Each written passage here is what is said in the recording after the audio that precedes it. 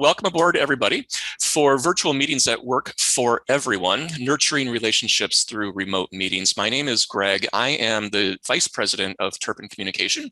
Co-facilitating with me today is Dale Ludwig, our President and Founder.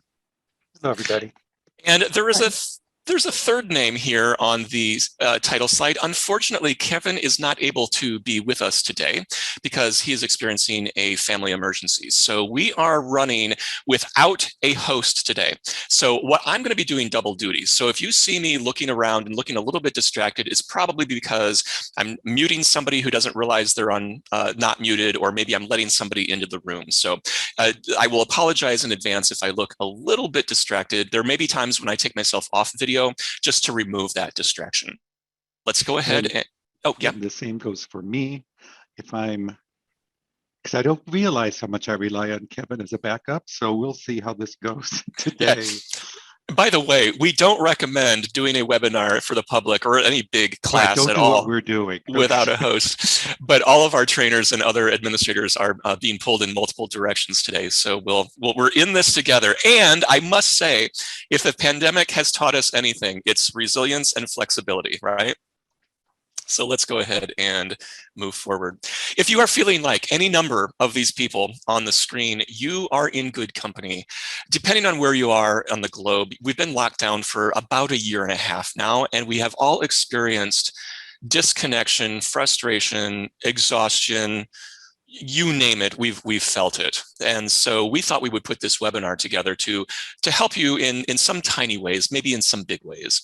So today we're going to bring together a few concepts. One is showing up for each other at work, keeping people in the loop, getting work done, and communication techniques. And we're going to bring all of that together and call it, as the name of this webinar suggests, Virtual Meetings at Work for Everyone. And that everyone piece is very important because we're going to wrap in diversity, equity, and inclusion along the way.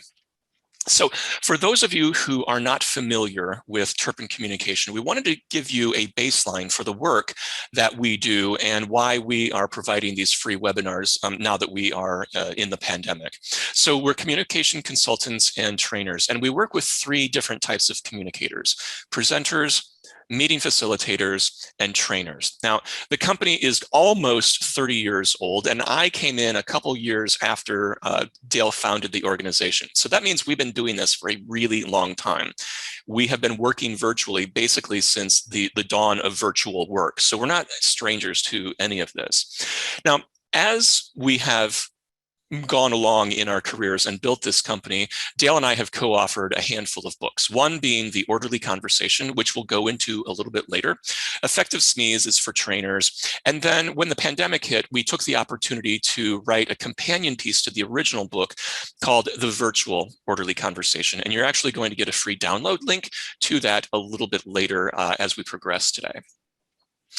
Our focus today, though, even though we generally work with those three types of presenters, our focus today is on small, getting business done meetings. It will apply to virtual, of course. It will also, much of it will apply to face-to-face once we get to do that again. And I'm sure we are all about to experience, if you haven't already, what's being called a hybrid meeting or a hybrid remote workforce, which is where you have some people in a room sitting together and other people logged in virtually. That is going to create a layer of discomfort, dysfunction that I don't think any of us fully appreciate or realize yet. And we're going to talk about some of the things that we are predicting are going to happen and what you can do to make sure that when you're working in a hybrid environment, it's as pleasant as possible. So our goal for you then is to give you the skills and techniques and insights to help you move business forward effectively and efficiently in meetings. And of course, again, what we talk about is going to apply to virtual or not. And we want to help you be the coworkers that others want to work with. I'm sure you have experienced over your careers that person that you think, he or she is calling a meeting and I have to go to this thing and it's going to be a complete waste of time. We want to give you the insight not to be that person. A little bit of housekeeping before we move on. We've already talked about cameras on, but more importantly than the cameras being on, we want you to participate fully. That might be that you participate in chat or that you actually bring your camera on. But I want everybody to understand that when you attend a meeting without your camera on, it's kind of the equivalent of going face to face, but standing in the corner with your back to everybody. We know you're in the room, but we can't really tell if you are engaged and participating and listening. So be careful as you move through your career of implying, intentionally or not, that you're not actually showing up. We also ask that you eliminate as many distractions as you possibly can, and also ask questions as they bubble up. Dale and I are very good at monitoring the chat, and we're also pretty good at noticing when someone has their hand raised. Now, since this is such a small group, you may also simply take yourself off mute and interrupt us. We absolutely encourage that. All right. What do you notice about these photo choices that we have, the last 3 stock photos that we've shared with you? You can take yourself off mute or drop it into chat.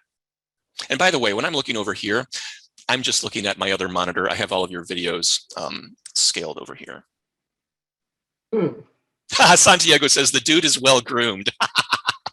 Yes. Regardless of the image, he's the most interesting thing on it. The blank wall is rather boring. I would say he's very interesting looking, yeah. What else? If he has a question, maybe he just isn't aware that he could use the chat. Maybe. Santiago also adds in chat that he has good lighting. Yes, he does. Ah, yes. Keep in mind that we're talking about some DE&I issues. Now that I've planted that seed, what do you notice about these photos? He's a white male. He's a white guy. And he, on top of that, he has blue eyes, right? So could he be any more stereotypical white male? Probably not. And the reason I wanted to bring this up is because you want imagery or whatever imagery you're using, you want to be able to be representative of the people that you are working with. It's really hard though. I tried finding an image of somebody that wasn't a white dude and to make this point, and I simply couldn't. Now, I want to believe that the stock image websites, iStock Photo, Getty's, Unsplash, all of those, I want to believe that the photographers are going to start being a little more sensitive about who they put in their photos. But my point is, try to be diverse or show diversity, knowing very well that it's quite difficult to do so. All right.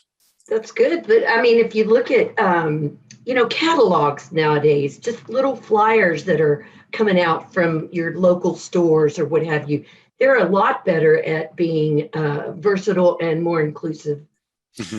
We're definitely moving in the right direction, right, Lori. I absolutely agree with you. Mm-hmm. Yep. Great. It sure is. We want to make a sort of disclaimer here. Dale and I, 2 white dudes getting old up there in age, we are not diversity, equity, and inclusion experts. However, we are sensitive to all of those issues. We're not experts, but we can talk about how an individual's communication skills support or undermine diversity, equity, and inclusion. So that answers your question if you're wondering, why are 2 older white dudes delivering this webinar? It's because it's time. It's actually past time for those of us with privilege to step up and share our beliefs, share what we know about the work that we do, and making the world a more diverse, equitable, and inclusive place. If you're wondering what DE&I is, I encourage you to Google it. There's a lot of information that's out there, a lot of books that are published right now about it. We can't possibly hit all of the things that encompass DE&I, but we're going to do our best to focus exclusively on how do these things show up in everyday business meetings. So that leads us to, what does it look like in meetings? Well, diversity is about people of differing identities and points of view are not excluded. In other words, everybody is welcome. Equity is about the meeting being scheduled when all attendees are available. That's super important once you get into global audiences. We have someone from the Philippines today that it's 11 p.m. where you are. So we're glad to have you there. And then once everyone is in the meeting, they're given equal opportunity to participate once they're there. Now, that does not mean equal airtime. It means equal opportunity. Then further, inclusion is that all people are welcomed, and when they choose to chime in, their points of view are valued. So that's how we're going to define DE&I for meetings. Microaggressions. I'm going to stop sharing my screen so we can go to gallery view, because I want to share not one, but two stories about microaggressions. One where the microaggressions were micro, and one situation that Dale and I found ourselves in where they weren't micro at all. They were out there for everybody to see. So first of all, the microaggression story. This happened at one of our clients. This was a 2-day workshop that Dale and I were delivering around delivering more effective presentations. There was a very small group of just 8 individuals in this workshop. We like to work with small, intimate groups. So this was the morning of day 2. The first hour or so of that morning, it was just nothing but Dale and me talking with the folks that were in the class. And Dale sent everybody on break about an hour in. And then when we came back, we noticed that one individual didn't come back. And in fact, he had taken all of his stuff with him. So it was pretty clear that he had no intentions of coming back. Well, it just so happened that our buyer was in HR. So I gave her a call and I said, hey, I'm not really sure what happened, but this one particular guy left and it's clear that he's not coming back. And I just wanted to give you a heads up. And she goes, I know everything because he's sitting right here in my office. And she said, he is saying that you were expressing microaggressions to him because you were talking about the importance of eye contact, but he wasn't feeling as if he was getting equal eye contact. And he's had enough of that sort of thing, and so he left. I'm not proud of the fact that that happened, but I think it's important to shine a light on the fact that experts who have spent our lives talking about the importance of connecting with people, having genuine conversations, really looking people in the eye, we got it wrong. Now, Dale, you had a slightly different take on it because you got a little defensive. Why don't you talk about that? Oh, I got a lot defensive because I was sure, because I thought back on the short, amount of time that we did spend with him that morning, and I thought, I was trying to look at him. He was looking down. He was writing. I remember that. I looked at this guy. And so, of course, my first response was, this isn't true. But what I realized is I don't have that privilege to be able to say that did not happen because it's about his perception, not my intention. So it's a tough thing. And I think this gets at some of the things we'll be talking about later on, and that if you're really talking about DE&I in a business meeting, in an everyday, regular old business meeting, we're talking about one of the most difficult types of change that you need to go through yourself, because it's addressing really fundamental habits sometimes and really fundamental notions about who you are and how you're coming across. And it's tough because the change in habits, the change in attitudes, the shift, the insight that you get from others is really close to home. And so anyway, I'm getting ahead of myself, but that was my reaction to that guy. And I think it was not appropriate. Devin just put in chat, we tend to judge ourselves by intention and others by the actions we perceive. Good Yep, point. Bingo. That's exactly right. We're actually going to be talking about that as we move forward, Devin. And Pedro added, how important is it to know in advance the audience? It's super important if you have the ability to get to know the audience. Now, in a situation that Dale and I are in right now, we don't really know most of you. I mean, we know a couple of you because we've worked with you in the past, but for the most part, we really don't know who you are, and so you have to feel them out as the moments progress. I want to share with you now the not so microaggression story that really has put Dale and me where we are today. So this actually happened a few years ago. We were working with a group of engineers who were putting together a very big, very high stakes training course. We were with them for 5 days. They had put the design of the training together prior to us being there mostly. And then it was our job to help them get comfortable delivering this training. Well, there was a room of 8 to 10 people, and there was the guy, we'll call him Mr. Montreal, and there was the woman, we'll call her Ms. Australia. Ms. Australia had recently been promoted to the same level as Mr. Montreal. Mr. Montreal didn't like that at all. And I should also mention that the other people in the room mostly reported to one of these two people. Well, Mr. Montreal took every opportunity he could to be nasty to Ms. Australia. And she took it for a while until she didn't. And Dale and I did not know what to do because we're a third party sitting in this room, and we're consultants. We're being paid, a decent amount of money to be there and to guide them. But it wasn't about DE&I. It was about this training session and getting it up and running. But because of the dysfunction from Mr. Montreal, we weren't able to do our jobs. Now, as it happens, our buyer was in the room as well, a woman. She also did not know what to do. We've tried many things. We split those two up into different groups in different rooms. That didn't work. And fine, it ended up with tears with Ms. Australia. We are not proud of the way we handled that, but we didn't know what to do. But reflecting on that, the weeks after that, we realized that we do need to figure out what are we supposed to do in the rare instances that those things bubble up. Now, I will say that we escalated the situation to HR because we knew it was not at all appropriate. Mr. Montreal got slapped, which he should have. And a few weeks later then, I was actually in that same office and I ran into Ms. Australia and I thought, oh, I do not know how to handle this situation. I don't know how she feels about it. I haven't had any conversations with her. And she came up to me, she gave me the biggest hug you can imagine, tears rolling down her eyes. And she said, no one has ever stuck up for me like that. And that was shocking to me because I didn't think we stuck up for her at all. I mean, we reported to HR, but that seemed more out of obligation than actually sticking up for her. But her perception of that was that we stood up for her. And Dale and I realized through this experience that we have a responsibility to help our clients with DE&I whenever it shows up. So we've done a lot of research, a lot of really identifying what are the lines that are, when they're crossed, what are we going to do about it? This webinar is just one more attempt for us to get that message out into the world and help other people understand that DE&I does show up sometimes in the most unexpected places in a mundane business meeting. In fact, I would say it often shows up in those mundane business meetings.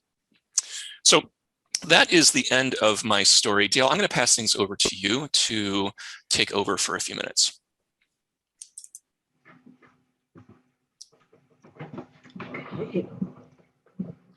Okay, what I'd like to do is just take a step back a bit. We've gone into D&I a little bit there. Now I'm going to go into it more in a few minutes. But first, let's talk about what the relationship at work have been like since the pandemic hit.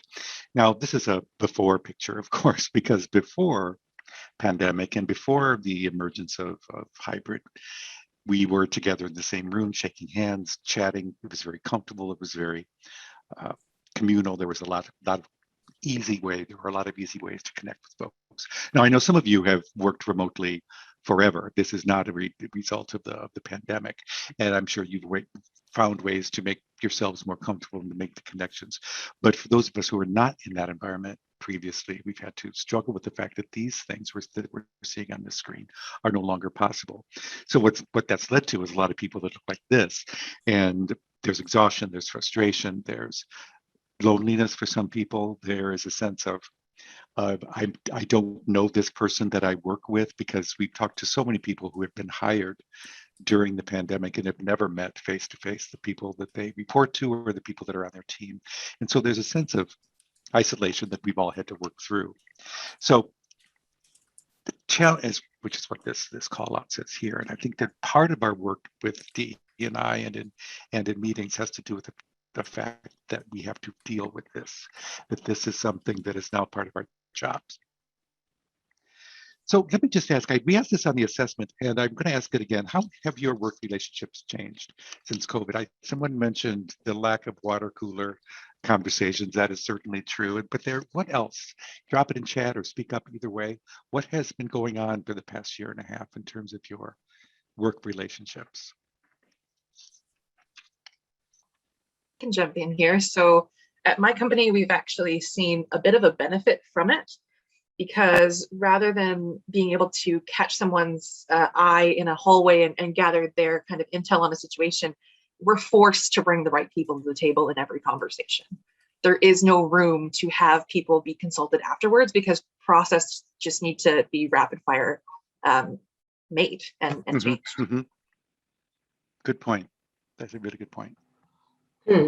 See, and we're almost the opposite. It's like, since you're not in the building for those like sidewalk or water cooler chats, they want to make sure it gets out to everyone. So you get twice as many emails or more people that really don't even need to be players, but they might need to know the information. So that's another way that I'm trying to mitigate the number of people that have a need to know.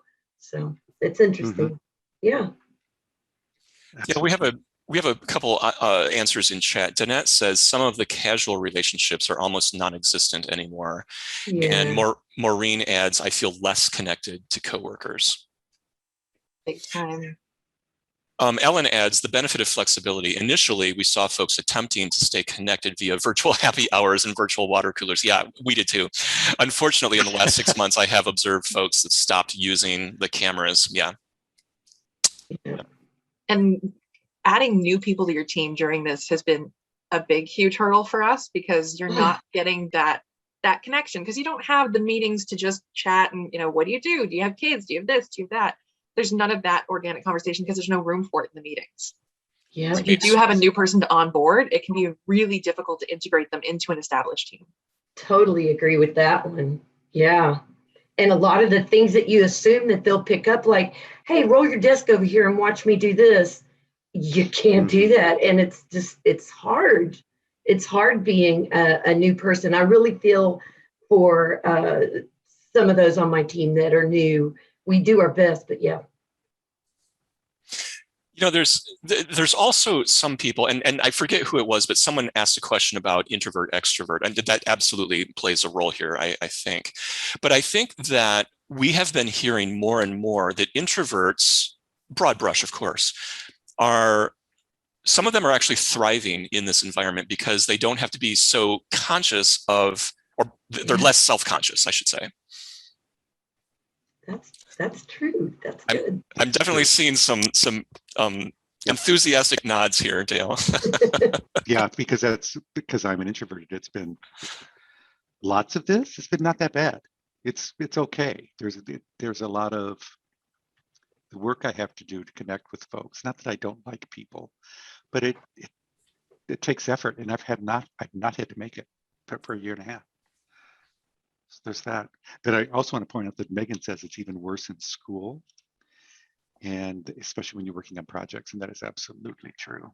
It's absolutely true. Do you know how much work you just have to push people hey, everybody, let's work. And then everyone's just silent in the call. No one's answering. You're awkward silence. Okay, let's do this project in awkward silence.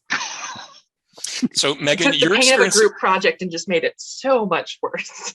Yeah, exactly. That moment, you're giving your best effort, and everyone's just staring at you awkwardly in call because they oh, you're that quiet girl in class. You're so enthusiastic now in screen. Wow, it's so weird. You're the chameleon. What occurs to me, Megan, is that your generation, now that you have experienced this in the school environment, I really wonder, how does that play out over time? Right, as you enter the workforce and you grow in your career, my hunch is that you're going to have a leg up more than the older folks that are on this call. Mm-hmm. So we talked about those silver linings. That might actually be one. Yeah, probably. Pedro has added in chat, Dale, that in our company, we established weekly meetings with all the team to share how the people and their families are doing during the pandemic. We also introduced weekly meetings with small teams to follow up the current tasks. Well, you know that. Let me bring back my slide. Yeah, I'll piggyback off of Pedro as well. My team, we've worked remotely for years. So the pandemic, we didn't go remote based on the pandemic. So we're used to dealing this, but we have to have touch bases a lot more than you normally would in an office setting. Well, in an office setting, you get to walk past the desk and say hello, impromptu. So, you can have a lot more ad hoc meetings, but when it comes to remote work, still challenging because they still have to get work done. And then you have to find a way to make sure they disconnect as well. So because there's a tendency to just work and work and work because the work is there. And leaders understand that because you have to peel yourself away from work when you work from home. Excellent. Are you actually in the UK? No, those are my initials. Ah. Yeah, I work for Novant Health. I am in North Carolina, Charlotte. Awesome. Do you go by UK? Yeah, those are my initials, UK, yes. Okay. Okay. All right, so let me bring back this slide. And this is what the next couple slides are, just a review of what we just did. We are all learning that you must work harder and differently virtually to make sure the relationships are there and that people feel included. And the suggestions we've heard have already come up. Staff meetings, for example, 30 minutes prior, you have an open forum where you chat about things that are personal or just what's going on with you.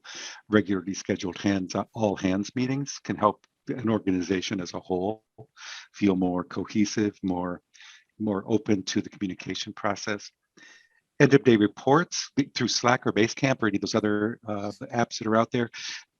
This one would scare me because I would feel intimidated by it, but that is not the purpose of it, because the purpose of it is to just keep people up to speed on what you're doing and what you're working on. Is the sort of stuff that you would chat about in the hallway at work, just to know where people are. And of course, this one, which went away fairly quickly, the happy hours that really didn't achieve the goal that they set out to achieve, or at least we haven't heard very many that did. And this one's interesting. It came up, not this one. Managers holding regularly scheduled office hours, like professors in college have office hours. Managers setting up a time dedicated to chatting with their reports during a certain period of time, during the week, during whatever, so that lines of communication stay open. And this is the one that came up during one of these webinars, a skip level meeting, which is a meeting between a manager and someone who is 2 levels down from them or 2 levels up from them, so that you're breaking out of the box of just talking to the people that report to you or that you report to. So it opens the communication up within the organization a bit more. And I would just add to that, Dale, that the office hours. So I was the president of the local Chicago chapter of a international, professional organization, and my presidential year, communication obviously is really important to me. So I had an open office hour from 8 to 9 every Monday morning that any of my board members, and I had a big board of over 30 people, they were welcome to drop in at any time. Now, people rarely did.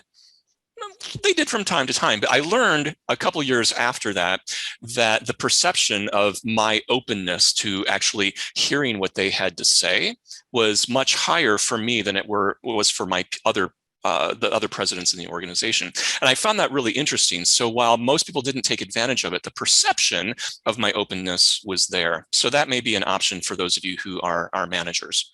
Yeah. All right, let's get at our next agenda point, which is guiding principles of business communication. For those of you who have taken a webinar with us in the past, there's going to be quite a bit of overlap for the next few minutes, so I'll apologize in advance for that. But guiding principles of business communication. First of all, let's just agree that everyday business communication is always a give and take. Never have you probably delivered a speech at work. You're always listening and reacting to what has come before. So if we lay the different types of communication on a continuum, we've got everyday low stakes conversation on the left, all the way over to formalized speeches on the right. And again, I'm guessing most of you have never delivered an actual speech at work. What you normally do are these two things in the middle: meetings and presentations. And for those of you who are trainers in the room, we can put training somewhere in that area as well. We're going to call those two things, meetings and presentations, orderly conversations. They're orderly because there's preparation, accuracy, and structure. Today's webinar is orderly with preparation, accuracy, and structure. But what's happening right now is the conversation, which requires engagement, spontaneity, and interactivity. And I will say that you all are brilliant in adding to the conversation, and that's great. But those are all unknowns for us. So as Dale and I work through today's conversation, we need to be responsive to whatever it is that you are adding to the conversation.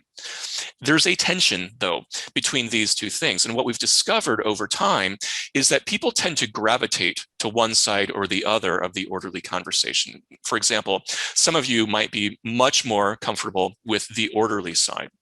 If you've ever been in somebody's presentation and they said, hold your questions to the end, you probably know that at this point that they are more focused on the orderly side because they don't want to be interrupted. On the other hand, there are people that are very comfortable with the conversation, and they might talk about something and then a thought pops into their head and they talk about that. And then after a few minutes, everything is really confusing because you can't follow the thread. So we have to be good, or we have to be effective with both sides of the orderly conversation, which means flexibility. So as you're planning, you should always be looking ahead to the uncertainties of the conversation. And then once the conversation is started, you're adapting what was planned to what's happening in the moment. And hopefully you'll learn over time to zig and zag comfortably with the conversation. So that's our first guiding principle. Our second guiding principle is that you succeed on two very different levels. The first level is the plan. You go in with a plan to achieve the goal, which might be to get them to buy, agree, align, or learn. But the second level is about managing the conversation. It's the process that you go through to manage the give and take.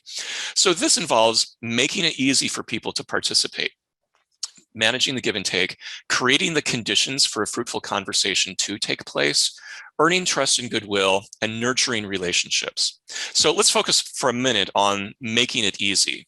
I'm sure that you have been in some sort of meeting, presentation, or training session in your career where the leader of that conversation did not make it easy for you because they were confusing or they were out of order and not communicating in a way that made sense with you. So they were failing the second level of success. Let's focus now on creating the conditions for a fruitful discussion. There is a reason that Dale and I started today's webinar in gallery view rather than showing you our slide, because we wanted everybody to feel included in gallery view. That starts to lay the foundation for creating the conditions for people to feel comfortable to chime into the conversation. And then, of course, that leads to earning trust and goodwill and that ever important piece of nurturing relationships. So we really do encourage you to start every meeting, every presentation, training session, whatever it is, in gallery view and engage people in the conversation. And if that means that your session starts a few minutes late, it's time well spent. That nurturing of the relationships, it's just, we cannot stress enough, allow that to happen. Now, of course, at some point you need to take control, and we'll talk about that here in a couple of minutes. All right, our third guiding principle here is find your focus, be yourself, only better. Let's focus on the be yourself piece. I'm sure that you have experienced virtual meetings or face-to-face meetings where the person leading it seemed unusually energetic or sort of cocooned, sort of shut down. They weren't being themselves. So we really want everyone to focus on just allowing their true personality to come through. That means, of course, if you're feeling nervous or somehow have some anxiety around what you're trying to accomplish, you need to figure out how to get focused. Maybe that's taking a couple deep breaths or connecting with people through eye contact, or maybe making sure that you are prepared more than you normally would be. Whatever that is, it's about finding your focus so that you can be yourself, only better. And the only better piece is the more professional, the more buttoned down, the the person who can deal with all of the unexpecteds of a virtual session or a face-to-face session. A quick story, we delivered a public webinar yesterday, and I mentioned Kevin, our operations manager, who for reasons outside of everyone's control can't be here today. We had some crazy Zoom bombing yesterday. It was the most we'd ever had, and he was on his toes the entire time. Now, thankfully, he was able to deal with that so that Dale and I, we knew it was happening, but we didn't have to worry about what to do about it. But Dale and me being able to keep our composure while all of that was happening and people were writing naughty words on our slides, the only better part of keeping ourselves composed. All right, so that brings us then to DE and I in everyday meetings. So Dale, I am going to stop sharing so you can take over. Ellen, you have a question about being called into a meeting when you don't know who's going to be there and all of that. I'm going to get to the answer to that question in this section. So don't want you to think that I'm ignoring it. And Greg, remind me, because I could forget. Oh, I will. Okay, let's get into DE&I in everyday meetings where we start to bring together communication strategies, communication techniques that will help you meet the DE&I goals. And so let's look at this from this point of view. Let's begin here. First of all, how do we interpret communication approach DE&I? And that's a good question if you all have that on your mind right now. And the way we do it is to use this book, which is not even a DE&I book. It is a book on leadership that we know quite a bit about. We teach some of these principles. We are certified to be coaches in the Suzanne Bates world of executive presence. So as you can see here, this book is written by Suzanne Bates. It's nice that it's written by a woman because we got tired of reading leadership books by people who look like me. So it was good to have a woman's perspective on it. She's incredibly scientific. She's very thorough.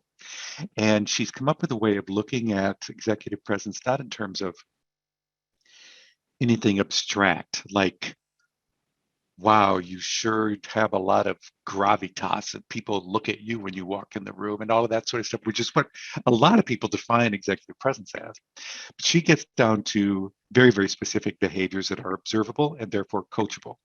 And it's that level that we enter this. I start to apply these principles in the world of DE&I because there are definitely observable, coachable strategies, techniques, skills that you can apply to help reach those goals. So I'm going to try to make those connections as I go forward here. So regardless of your role, we are all leaders in one way or another. That's an important point to take away at this point, because you don't have to be at the top of the organization to be a leader. You can be anywhere in the organization and be a leader. And so that's Bates's assumption, and that's our assumption going forward here. This looks complicated, but it's not. Well, it's a little complicated, but I'm not going to complicate it for you. Here is a snapshot of the Bates world of executive presence. As you can see across the top, there are 3 dimensions: character, substance, and style that she talks about in terms of these 15 facets, 5 facets under each of these dimensions. So as you can see with character, it's authenticity, integrity, concern, restraint, humility. Those are the 5 things that contribute to what she describes as your character. Then substance moves on to more business-related activities, practical wisdom, confidence with your team and in yourself, composure. And then style is how you're coming across on sort of I was going to say a surface level. It's kind of a surface level because style things are very observable. They're the most observable of all of these facets, but it's not just how you look. It's not just appearance. It's not just do you look good today. It's about intentionality, inclusiveness, all of these other things that are listed there. And what I'm going to do is talk about just 3 of these and talk about them in terms of DE&I and the concepts we've been talking about in terms of communication. In all of these facets, all of these things show up at meetings. And so it's important to remember that these aren't just the 3 things that are crucial. There are 3 of 15 things that are crucial that show up in the business meetings that you run. So if we look at these 3 facets, or dimensions rather, inclusiveness, authenticity, and intentionality in this pie chart, let's take them apart and look at each one separately. And we'll begin with authenticity. Remember when Greg said, be yourself, find your focus, be yourself, only better? That's about authenticity. It's about being real, genuine, transparent, and sincere in one's relations and interactions with others. So how does that show up in a meeting? Well, these things. Communicating clearly and honestly, telling personal stories to reveal who you are, connecting with everybody, communicating how you really feel, expressing empathy and vulnerability, admitting when you don't know the answer. So this is about the impression you're making on the people that you work with. And you want to make sure that telling stories, for example, is a good way to talk about this. There is a certain level of non-work related insight into people. And that's an awkward way to express it, but you want to know things about people that exist outside of work. And people have been mentioned that earlier. I can't remember who it was, forgive me, but do you have any kids? What do you do? Where do you live? All of those things that sort of happen when you're having coffee with someone that you've just met. Those things are really difficult to do in the virtual environment. And the launch service guy just showed up. How's my sound, Greg? I can hear a little bit, but it's not too bad. If it becomes distracting, I'll take over for you. Okay, it's really loud. He's right outside the window. But anyway, so there's that storytelling, and that's how you communicate who you are, but also down at the bottom here, expressing empathy and vulnerability and admitting when you don't know the answer is also important here. And when we layer in DE&I, when we talk about how important it is to be open not only to others, but also open to criticism from others, to feedback from others, those things are part of your authenticity. Dale, can I tell a story about what happened with one of our clients a few weeks ago around authenticity? Sure. You want me to take the screen away? Or sure. Is this a short story? Yeah, I'll try to make it as short as possible because I know we're running a little bit behind. But anyway, I was working with a client. He happens to be a CEO of a startup that is growing like crazy. He happens to be based in Ukraine. The company has since moved to Barcelona, Spain, but he's based in Ukraine. And he was trying to help his employees and all these new employees understand why diversity was so important to him. And I was coaching him to make a video that he would share with all of the employees. And he said, I grew up in Ukraine. Chernobyl was just within months of my birth. It sounds like my life should have been a horror story. And at the beginning, it kind of was. He said, everything was just so gray and there was no diversity. There was no creative thoughts because of, of course, Ukraine at the time was under the Soviet Union. And he was 5 then when they became independent. And he said, I was so young when I made the decision that I don't ever want to go back to that gray world. I want color, I want diversity, I want creativity. And he has built this entire company based on that notion. But it wasn't until he actually shared that story with me, and then of course we captured it on video, that all of these employees that are around the and what drives this guy and why diversity, equity, and inclusion are so important to him. So telling those personal stories can go a long way in making people understand the why behind your leadership actions.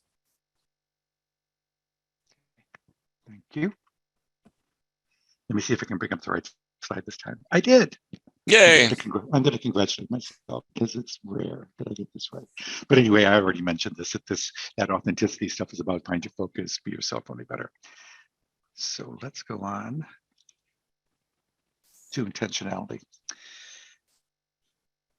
In the world of Bates, intentionality is defined this way: clarifying direction, keeping actions aligned and on track, all without stifling dissent or neglecting the needs to adjust course. So in other words, it's about having a plan, but not being so married to the plan that you cannot adapt to what the people that you're working with need.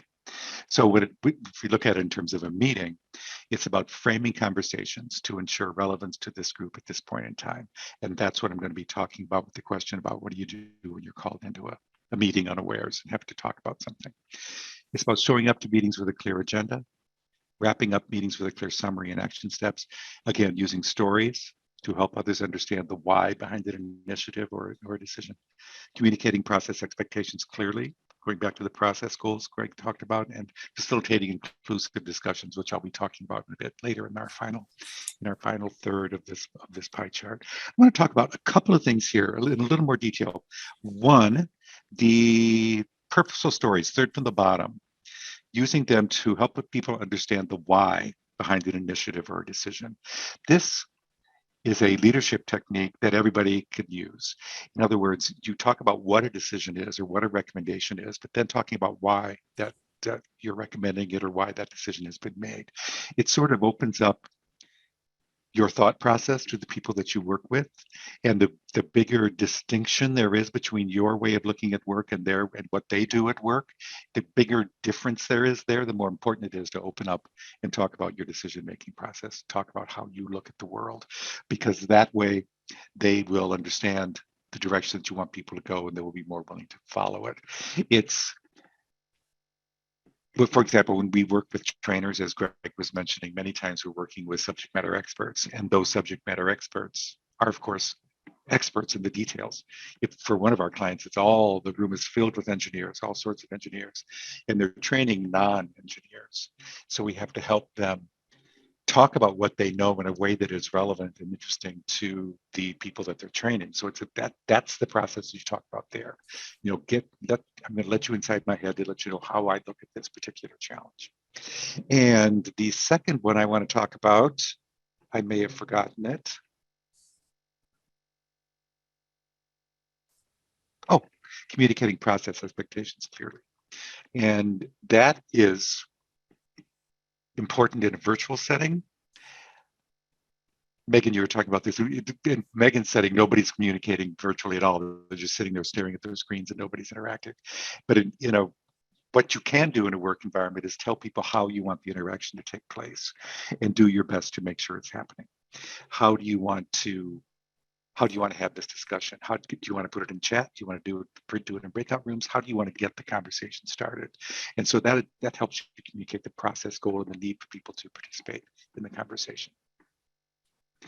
So this brings me to the framing strategy that we use. We talk about framing the conversation at Turpin Communication because once we realize that the presentation or the meeting you're having is and needs to be a conversation, you have to know how to open it up, how to frame that conversation. And it starts with assessing your audience. This gets to the question that was asked earlier.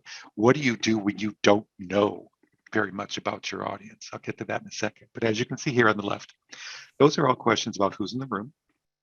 And on the right, it's about their perspective about your topic. What do they know about it? They're going to be difficult to persuade about it? You'll have this document at the end of the webinar, so I'm not going to go through it in detail. But the first thing you want to do is take a step back and think about who's there, what do they know, and what do they need from you? And why is their contribution important?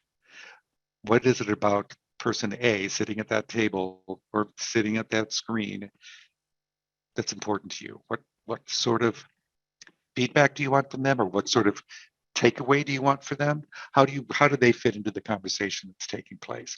And by taking just a minute, these aren't difficult questions, but by taking a minute just to think about, well, this person, this is a nice to know context setting sort of presentation. This one is absolutely, this is what I'm going to have to be working on for the next 3 weeks sort of situation. So knowing where they fit into all of that will help you adapt the message to each one of them. And when we talk about framing conversation, what we're really talking about is formalizing the meeting by answering these 3 needs that your meeting participants have. They want a sense of direction, a sense of purpose, context, and the reason to participate. So in other words, the introduction to the meeting should answer all those things. What are we doing?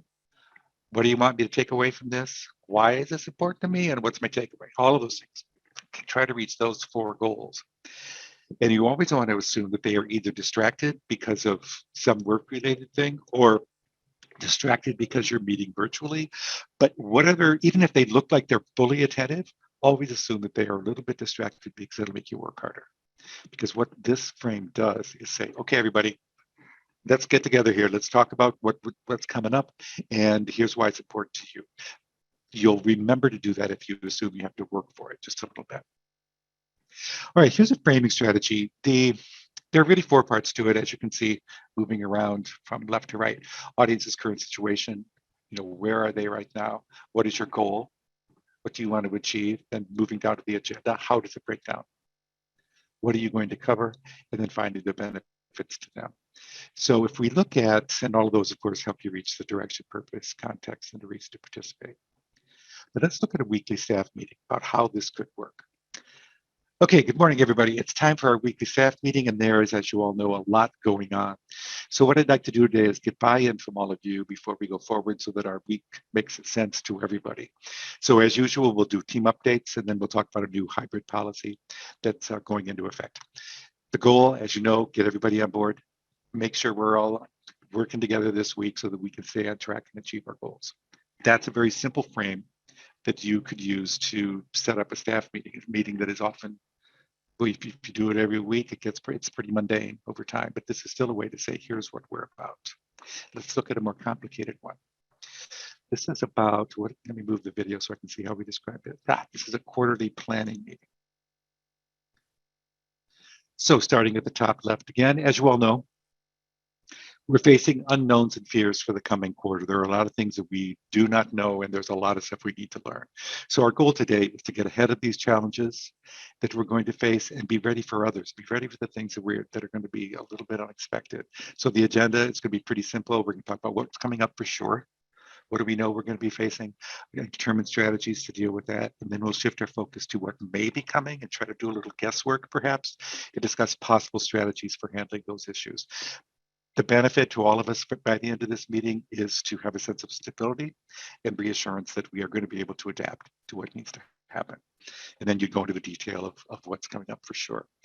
Now, going back to the question, what do you do when you're pulled into a meeting, you're not even sure why, and come in and talk about XYZ?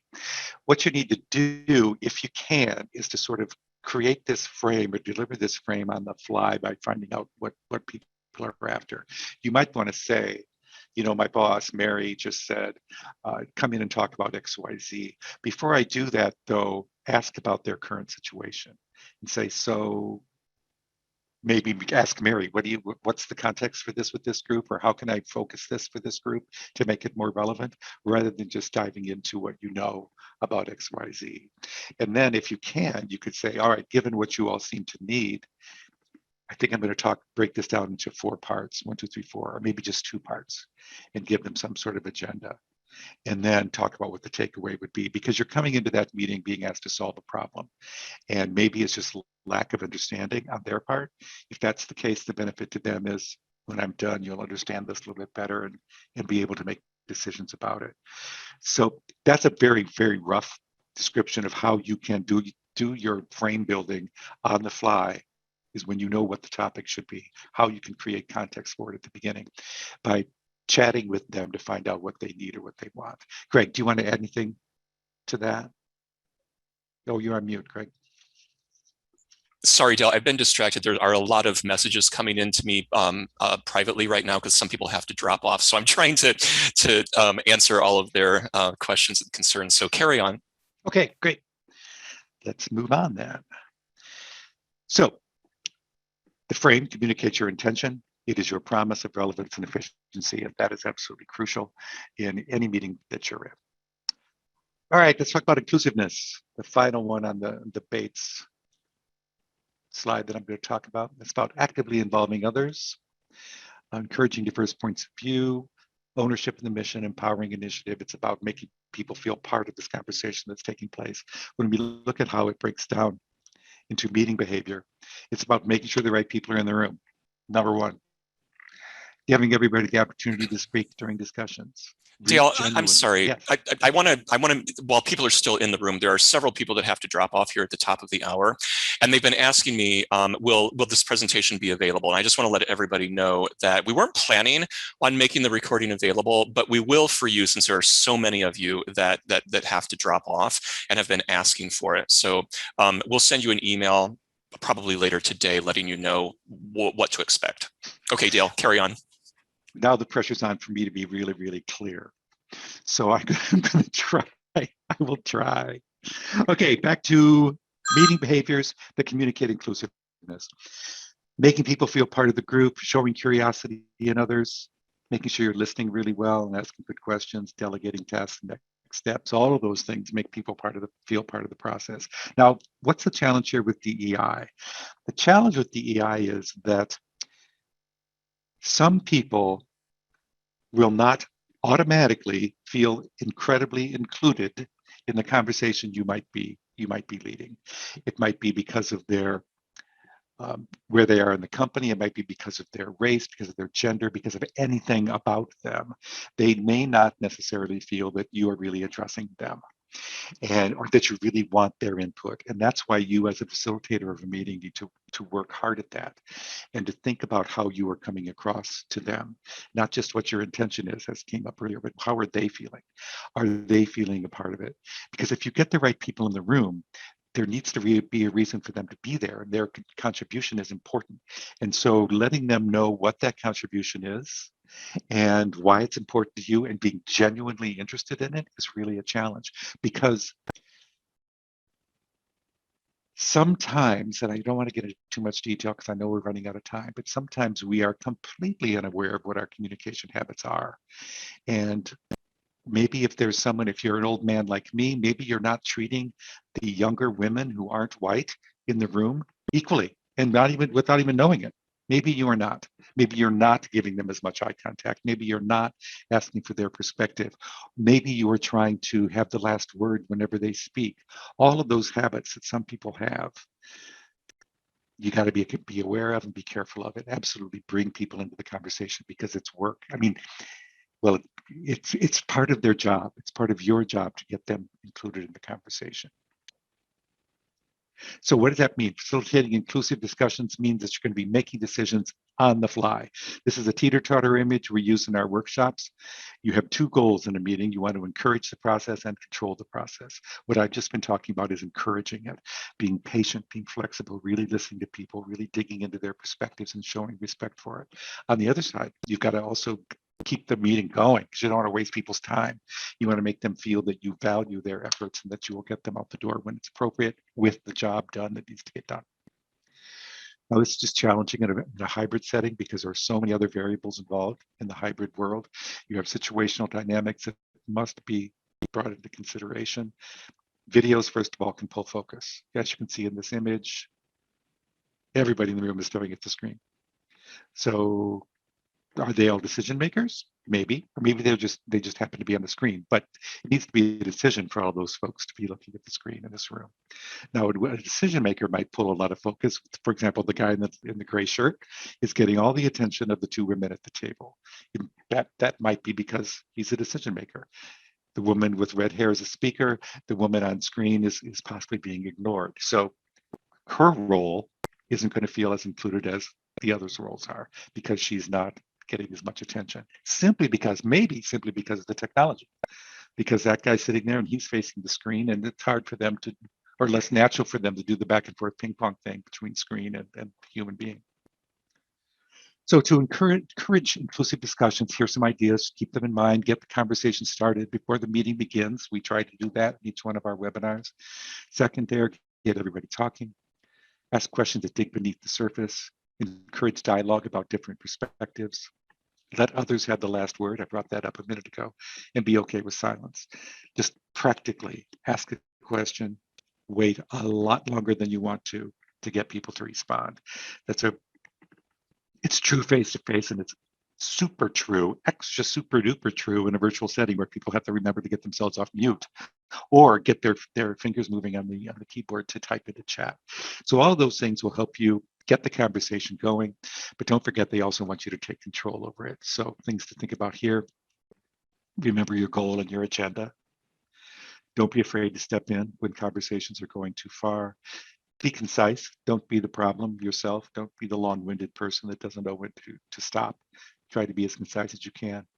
Ask yes or no questions of the group. And you can always, and I'm sure you do this, delay responses. Some people call that putting in the parking lot or pinning it, or just saying, it's a way to say, great issue, we don't have time for it today, we'll talk about it at a later date. And keep your own preference in check as well, because you're probably going to have a preference for either encouraging the conversation or controlling it too much. And if you encourage too much, what can happen is you allow a dominator to take over. And when that happens, you overlook the group's needs, because that one person is taking all the attention. The other folks are not getting what they need out of the meeting. If you control too much, it's typical for folks to skim the surface of a pretty difficult issue, or to overlook an individual's needs. So you can't just stop people from discussing issues that are difficult if they need to be discussed to get the job done. So you've got to make sure that you're thinking about how surfacey you want to keep the conversation, but also think about the individual's needs, the quiet people, the people who are at the bottom of the organizational chart that are in your meeting. Bring them into the conversation so that they feel part of it and their needs are met. Greg, back to you. All right, thank you. And we are back on schedule, Dale. We were running a little bit behind, but we caught back up, so we don't need to worry about. Did I just speed up? I think I probably just sped up.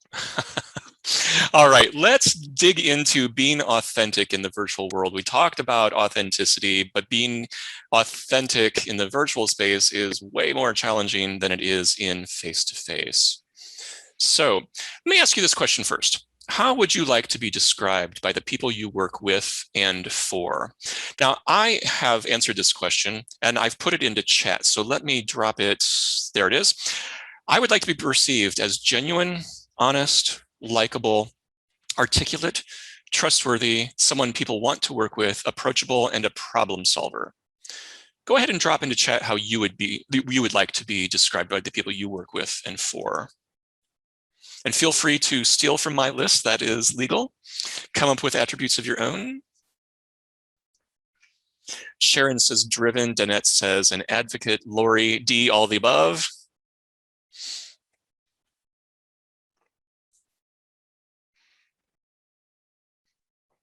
Megan says someone people want to work with and is genuinely trusted. Oh yeah, trust. Mm-hmm.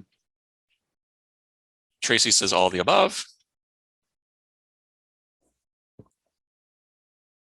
Someone who can be counted on. Genuine, trustworthy, visionary, refreshing. Those are some great attributes. The reason we bring it up is because we talked about intentionality. So how you show up helps you meet those goals. So being intentional about it matters. Somebody had asked in a chat earlier that we haven't gotten a chance to address. It's really difficult to control other people's perceptions of you. Yes, absolutely, which is why it's so important to be intentional about how you want to show up and then grow your self-awareness around, is your intention matching up with others' perception? It goes back to that story we told early on about the microaggressions guy. Our intentions were not matching up with his perceptions, and perceptions matter. Like it or not, perceptions matter. So, as I said, awareness for how we're perceived is critical, and so is engagement. So let's talk about being engaged in the virtual space. Now, back in the good old days, engagement happened organically. You can see this image right here. There are 4 people. Clearly, they are engaged in their own conversation, and it happens naturally, right? But it's really hard work in the virtual space. So let's define engagement.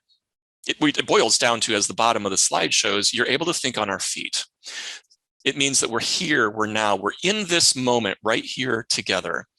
We're self-aware, we're in control of our bodies, we're in control of our thoughts, our facial expressions. We feel comfortable, also not nervous, and we know instinctively what to do and say, just as in everyday conversation. Now, there are 2 skills that we use face-to-face, and we don't even think about it. It comes so naturally to us. There's pausing and breathing so that you can think. You formulate your thoughts, and they fall out of your mouth. It just happens naturally, right? We've been talking since we were young. We also use our eye contact to connect with people and observe.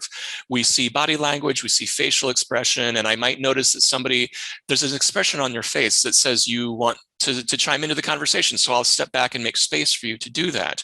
But the problem is that eye contact isn't mutual in the virtual space. So what I mean by that is, so Lori, my eyes just landed on you. As I mentioned earlier, I have all of your videos tiled over here, and I'm reading your body language. I'm seeing a slight smile and a nod, and thank you for that. That feels good.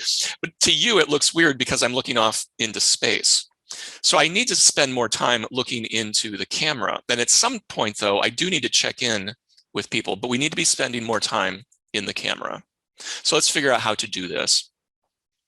And I also want to follow that up with, you need to be seen. A camera off during a business meeting implies that you're not showing up. whether that's your intention or not.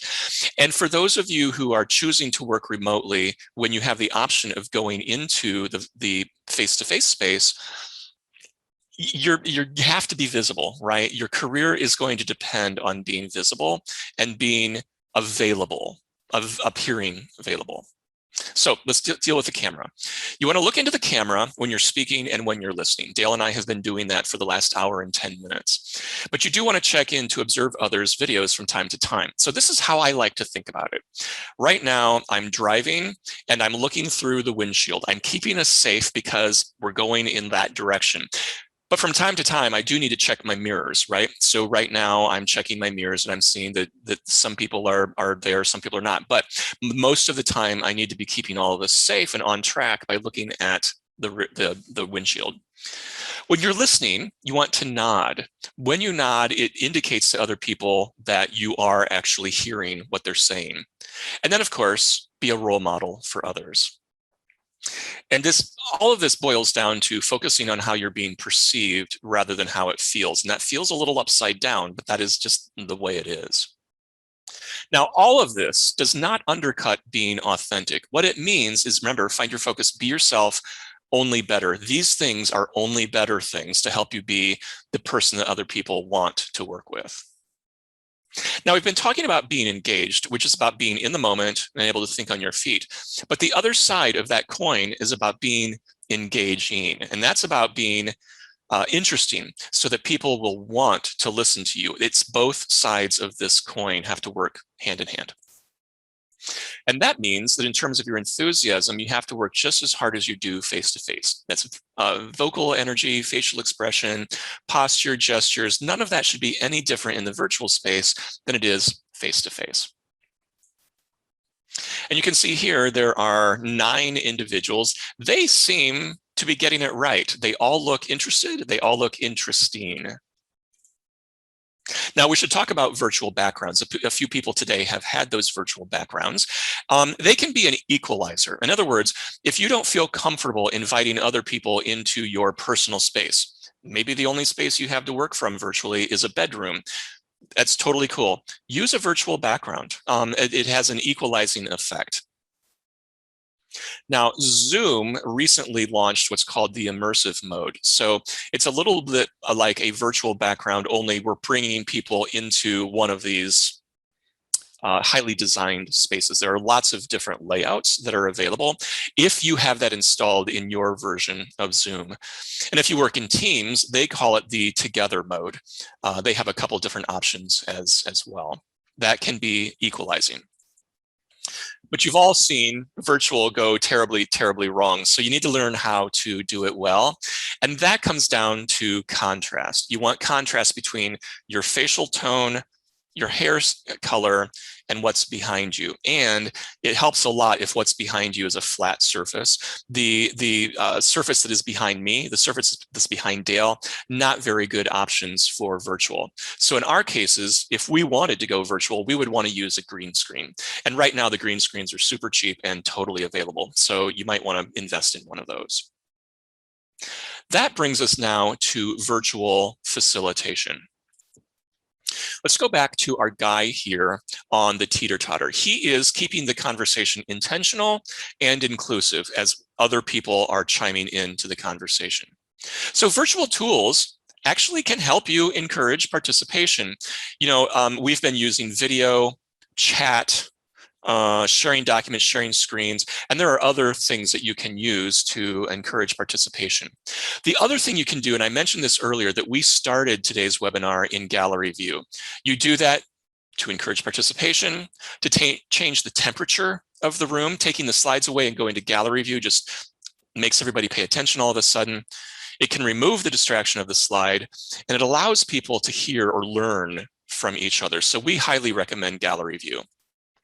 Now, here is a big meeting with a lot of people. When possible, call on those people that are not on video. That is a way to include them. It's really hard to do because your eyes are going to naturally be drawn to the people on video. But Maureen, my eyes just landed on your name there. I might want to call on you to encourage you to participate even though you're not on video. And I'm guessing you're not on video for a good reason. I would be if I could be. I apologize. No worries. We totally get it. Now, virtual tools can help you control participation as well. So let's say that the conversation was taking on a life of its own. I might say, hey guys, I need to take control here for time management purposes. So why don't you drop into chat the most important thing you want me to take away from today's session? You would do that, and then I would be able to move the conversation forward. I want to take a timeout because I just addressed all of you as guys. I'm trying to get that word out of my vocabulary, so I apologize that I did that because I know you're not all guys, and shame on me for doing that. Now, I asked you earlier how you'd like to be described by the people you work with and for. And so we hope that we've given you the skills, the insights, started to build your own awareness of how you can help meet those goals. Now, we have another webinar that we deliver. It's called the Leadership Communication in the Virtual World. So it's a lot like this one, but it has a much stronger focus on leadership and professional branding. And we do a much deeper dive into the executive presence piece that Dale talked about a little bit earlier. So that particular webinar we do, the next one is on August 17th. I just want to mention that this particular webinar that we're doing, this is the last one that we'll be doing. We've been doing it for a while now, so this one is being sunsetted, and we're going to focus on leadership for the next couple of, well, probably for the end of the year, actually. We talked about some resources, and I am going to drop them into chat here if I can get everything squared away. Some books, some tools, and then also Dale and I would love to connect with you on LinkedIn. So if you are so inclined, feel free to do that. So thank you very much for attending today's session. You might be looking at the clock thinking, wait a minute, I thought this was supposed to be a 90-minute webinar. Well, that is your last best practice, which is to end your sessions early, because it's a very high likelihood that you are about to go into another session and you need to run by the refrigerator, the washroom, both. Take the dog out around the block, anything like that. So we're going to give you time to do that. With that said, if you have any questions or comments about anything that we talked about today, or you have questions about something you wish we would have talked about but didn't, we'll stick around and address those for as long as you all want to stick around. So thank you all very much for joining us today. We really do appreciate it.